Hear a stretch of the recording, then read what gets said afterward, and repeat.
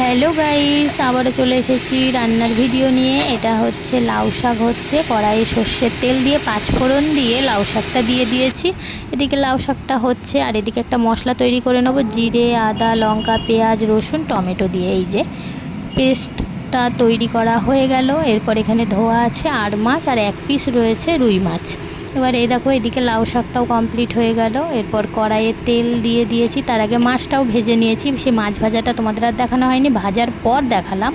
এই যে মাছ ভেজে তুলে রেখেছি। এরপর কড়াইয়ের মধ্যে শুকনো লঙ্কা আর জিরে সম্বার দিয়ে পেস্ট করা যে মশলাটা ছিল সেটা দিয়ে দিলাম। এরপর হচ্ছে স্বাদ মতন লবণ আর পরিমাণ মতো হলুদ গুঁড়ো দিয়ে ভালো করে মশলাটা একটু নাড়িয়ে নিচ্ছি, যতক্ষণ না তেল ছেড়ে আসছে, মানে তেল ছাড়া অবধি মশলাটাকে ভালো করে কষিয়ে নিতে হবে।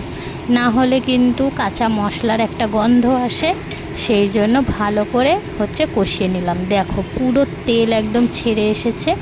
এরপর ওপর থেকে পরিমাণ মতন একটু জল দিয়ে দিলাম, মানে এটা হবে কষা কষা টাইপের, আবার একদম ঝোলও না, তাই জন্য একটু পরিমাণ মতন জল দিয়ে দিলাম।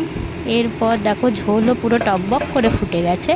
এবার ভেজে রাখা মাছগুলোও হচ্ছে দিয়ে দিলাম, দিয়ে ভালো করে বেশ কিছুক্ষণ একটু ফুটিয়ে নিলাম।